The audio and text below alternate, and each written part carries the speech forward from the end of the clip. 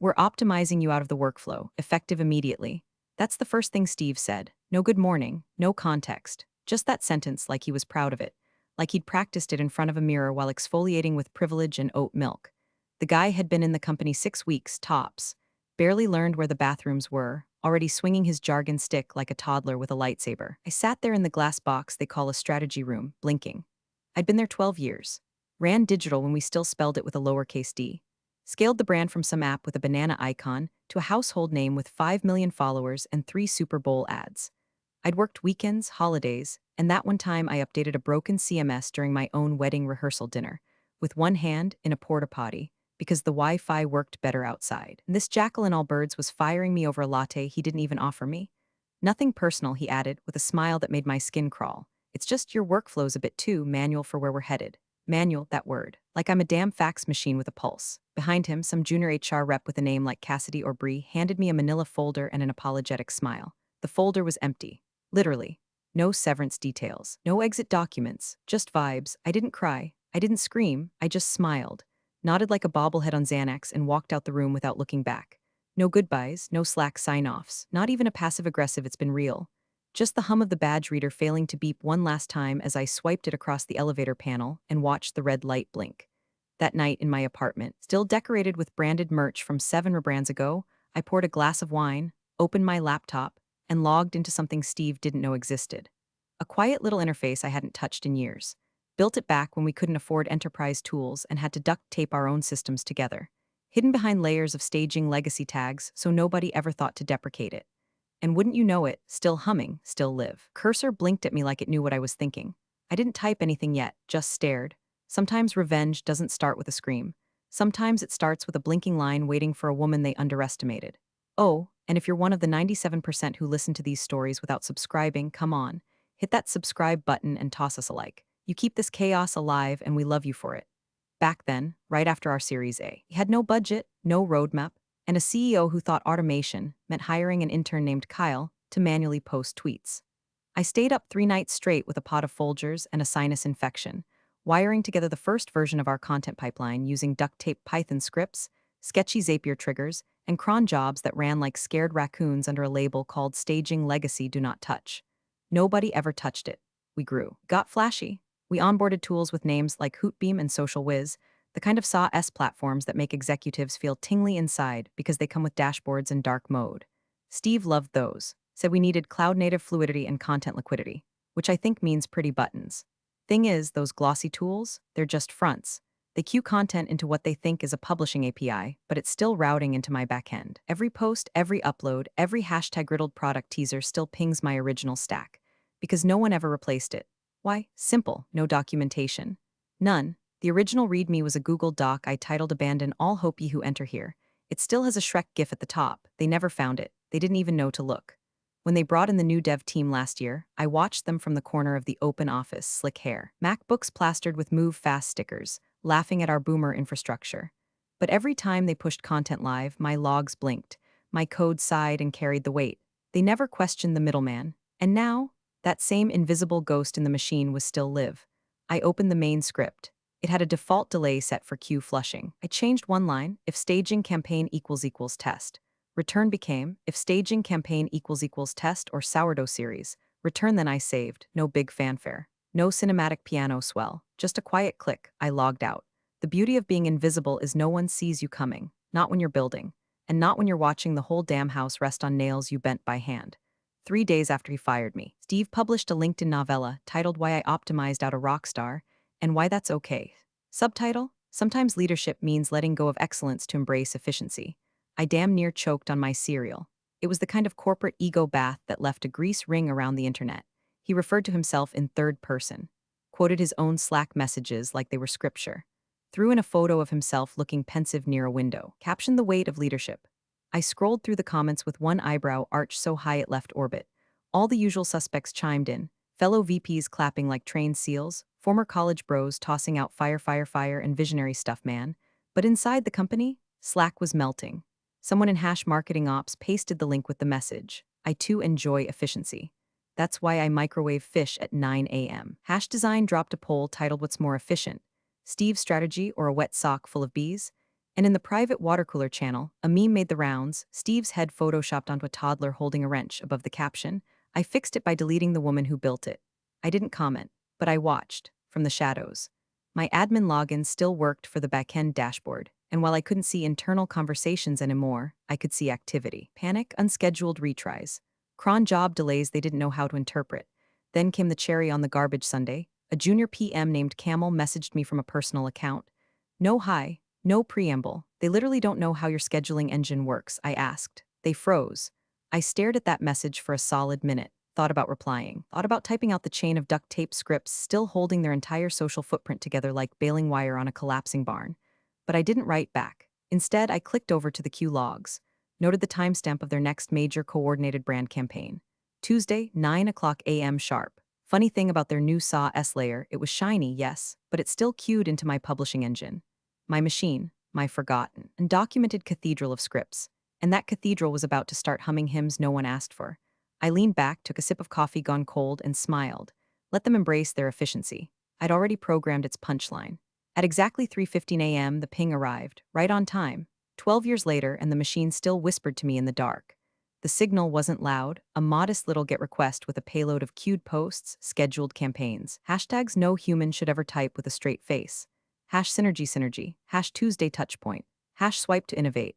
They had no idea this final leg, the actual publish moment, still routed through my server like a priest giving last rites. My scripts, my webhook, my executor, everything else, all foreplay, and they never changed the staging key. Not once. I stared at the heartbeat logs for a moment longer, watching the timestamps flicker in real time. Still breathing, still mine. Then I opened a new folder in the scheduler UI, named it Steve's Journey Sourdough, no caps, no red flags, just enough camouflage to slide past anyone poking around. And then I built the content. 10 posts, all beautifully composed, auto-tagged, cropped for every platform's stupid ratios. Shot with AI stock photos of crusty bread and ambient light that looked like it cost someone's entire ad budget. Each post featured Steve's face tastefully cropped onto a baker's body. One kneading dough, one slicing a boule, one holding a sourdough starter in a mason jar labeled culture strategy.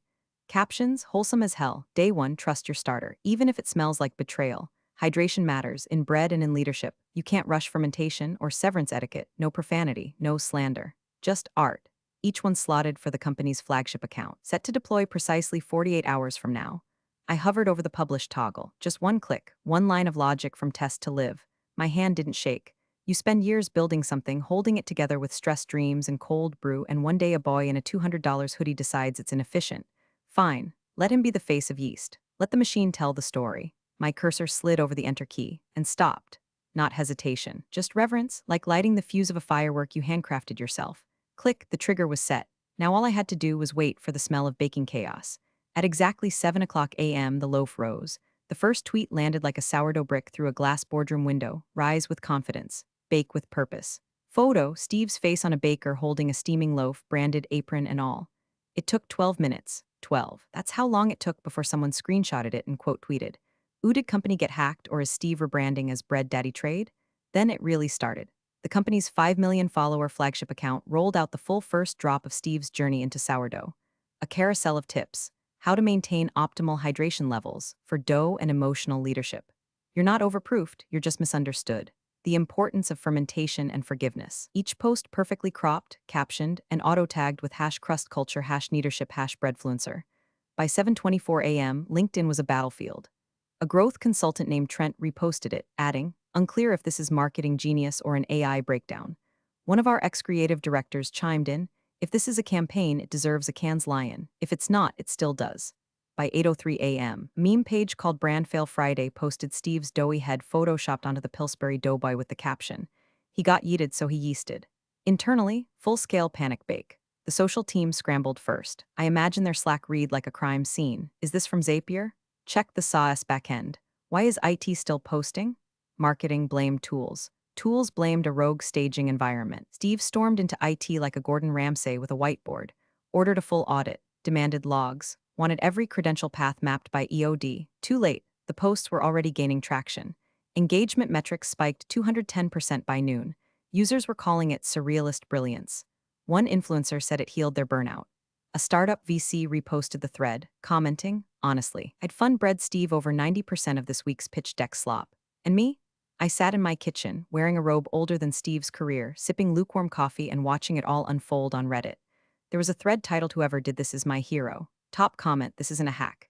This is a love letter written in gluten." I smiled, because they were right. This wasn't a breach. It was a bake. By noon, the office was hemorrhaging caffeine and plausible deniability. IT war room spun up fast, badge access restricted, VPNs throttled, someone probably pulling Ethernet cables out of walls like it was 2003. Steve was pacing, red in the face, barking things like "contain the blast radius" and "spin a narrative before comms wakes up." Meanwhile, the posts kept dropping. At 12:30 p.m., a second wave hit. "Great bread takes patience. So does great leadership. Unfortunately, you didn't have either." Steve, arms crossed, inside a rustic French bakery. Apron text reads, "Rising since Q2." Internally, they were clawing at the back end, trying to trace the origin. Logs pulled, stack reviewed, VPN traces analyzed, and then came the moment. Steve, still yelling about unauthorized access, turned to the head of security, a guy named Terk who'd been around long enough to know what not to say when the room's on fire. Terk held up a tablet. Quietly. "Steve," he said, low and careful, "every access log is clean. IP's internal. Keys are valid. Two-factor passed. No brute force. No anomalies." Steve blinked. "So what, we got social engineered?" "No," Terk said, glancing at the console again. "Whoever did this didn't break in." He hesitated. "Then it's not a hack." Silence. I could feel Steve's blood pressure from 3 zip codes away, because just then my phone lit up. Unmarked number. I picked up. No hello. Just Steve's voice, wild, high, manic, like someone trying to explain cryptocurrency to a cop. "What the hell do you think you're doing?" He barked. "You think this is funny? Do you realize what this is criminal. You've jeopardized the entire company." He kept going. Kept blaming. Kept projecting. I didn't say a word, just let him spiral. And then, faintly in the background, I heard it again. Terk's voice, barely audible through the phone mic. Speaking to someone in the room, "I'm telling you, it's not a hack, it's a system handoff. And someone handed it to themselves." I let that hang in the air for a few seconds. Then I exhaled, calm, steady, colder than the breakroom fridge, and hung up. No threats, no justification, just silence. Let them sit in it. Let them realize they're still playing checkers on a board I built with invisible pieces. They want it efficient. Efficiency doesn't need noise, it just needs clarity. Some poor soul in DevOps finally tripped over the bones. Buried deep under an old Jira epic labeled "Migration." "Do not touch," they found it, my original Git repo. The one with 97 commits, 3 contributors, all me under slightly different usernames, and a readme that opened with "Abandon all hope ye who refactor." At first, they probably thought they'd won, like they'd found the cursed relic that could reverse the plagues. Then they followed the webhook trail, straight into the production environment. No sandbox, no canary deploys, just pure raw publish power, wired directly into the brand's flagship social channel. A 200 OK handshake from a forgotten backend cathedral, quietly nodding every time they hit schedule from their shiny SA-S frontend. Steve flipped. Demanded the dev ops lead, "Julian, I think, kill the process." Julian tried. First command returned. Permission denied second. Node not found third. Error 403, salted key auth fail because see, the cron jobs weren't just living in one place. They were distributed across 4 ghosted staging servers. One spun up during a 2017 rebrand. Another tied to a campaign called #Q3 wins. I named them things like Lilb Sourdough, Deadpool 2 Promo, and Happy Accident 01. Each task was encrypted with salted passwords, each salt generated via a custom function I labeled Karmic Frosting. Yes, seriously, every time Julian tried to override the cron chain, it looped, rerouted, smiled and nodded, then kept on kneading. At this point, Steve was unraveling. Witnesses say he was pacing in socks, muttering about brand integrity and legacy sabotage. That's when the infamous email dropped. Subject line, urgent. "Does anyone know a Sarah W? Body. Please forward any contact info. Even personal, this is time sensitive. No judgment." And that got screenshotted and posted in the private alumni Slack. Within minutes, someone added it to a template. "We regret to inform you that your entire digital strategy still belongs to Sarah W. Meanwhile, I was queuing the next batch. New posts scheduled every 4 hours, each more ridiculous than the last, yet somehow heartbreakingly on brand. A macro of Steve's face superimposed on brioche, captioned, "Leadership is like baking. If you don't proof it, it collapses." A carousel of sourdough scoring patterns titled "Slashing Through the Noise," Q3 edition. One photo of a baguette wrapped in the old company logo like a baby blanket. Quote overlaid, "Feed your starter, not your ego." Engagement numbers kept climbing. The audience loved it. They didn't know if it was satire or brilliance, and they didn't care. Meanwhile, Steve was emailing strangers, trying to track down the woman who'd quietly handcuffed his entire comms infrastructure with salted keys and unsalted grace. No reply. I had posts to queue. Thursday morning, 8:46 a.m., the board noticed. An email pinged the CEO's inbox with the subject line, "Ooh, are we pivoting to bread?" Attached were 3 memes. One featured Steve's face photoshopped onto a sourdough loaf doing yoga. Another showed him standing proudly in front of a bakery display, captioned, "Just fired the head of digital. Now I'm the head of gluten." The third, a pie chart comparing brand alignment vs crumb structure. The sender was Marla Wexler, our loudest, richest, least amused board member. If she noticed, the others already had. That's when the CEO snapped. Midway through a strategy sync, stood up, slammed his tablet shut, and barked, "Where the hell is Steve?" Steve apparently was pacing in the AV closet, trying to breathe into a sleeve and watching his public LinkedIn comments spiral into chaos. He emerged red-faced, armed with buzzwords, and completely out of answers. "We believe it's performative sabotage," he offered, blinking too hard. "A coordinated disinformation campaign targeting our brand verticals via, no," the CEO cut him off. "You don't get to verb salad your way through this. Give me something real." Steve flailed. "We're escalating with security, tracing in points. There's encryption involved, so you don't control the pipeline?" the CEO asked. Silence. He turned to the room. "Who does?" Nobody answered. One junior engineer cleared their throat, then quietly closed their laptop. Meanwhile, the engagement dashboard sat open on the main monitor. Plus 311% interactions, plus 172% click-through rate. Hash crust culture was trending in 6 states. The marketing team was split. Half thought it was a disaster. The other half were preparing a pitch deck called Bread as Brand Narrative. At the same time, the shareholder Slack blew up with DMs. "Is this a rebrand or a crisis? Should we pause paid media until Steve stops tweeting about Bannettons? Wasn't Sarah W. the original architect? Where is she?" Ah, there it was. That's when my phone buzzed. An iMessage, unknown number. Area code I recognized. "Hi, Sarah, Marla Wexler here, board member. Any interest in a consulting contract? Discreet, handsomely compensated. NDA optional." I let the text sit for a while, watched the notification fade. Took a bite of toast I'd made that morning, crunchy crust, soft interior. Proper proofing. Efficiency has a sound when you do it right. And sometimes, it's the silence after the people who fired you come crawling back. At exactly 12:00:01 p.m., the final post dropped. A full-width image, high-res, beautifully lit. Steve's face, serene and dough-dusted, rising like a messiah behind a golden bowl of sourdough. The apron read, "Let's get this bread." And the caption, "Sourdough rises. So do women you tried to flatten." No hashtags, no call to action, just that. It took less than 60 seconds for the panic to start. Someone in legal pinged the Slack thread. "Who approved this final image?"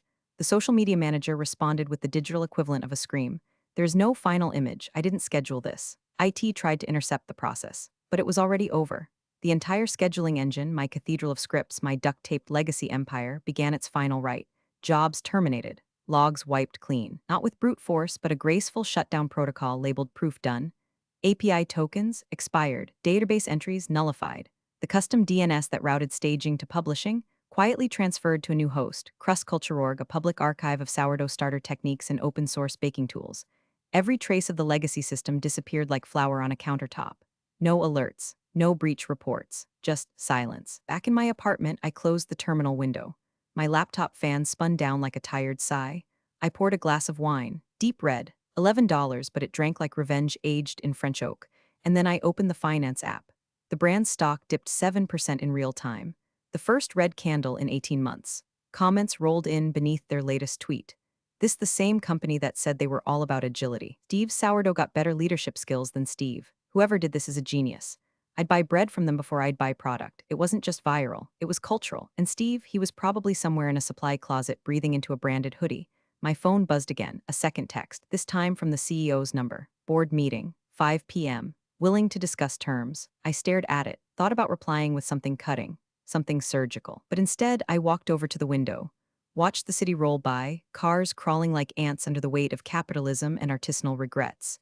I tapped out one line, "Maybe, but I don't do whiteboards, sent."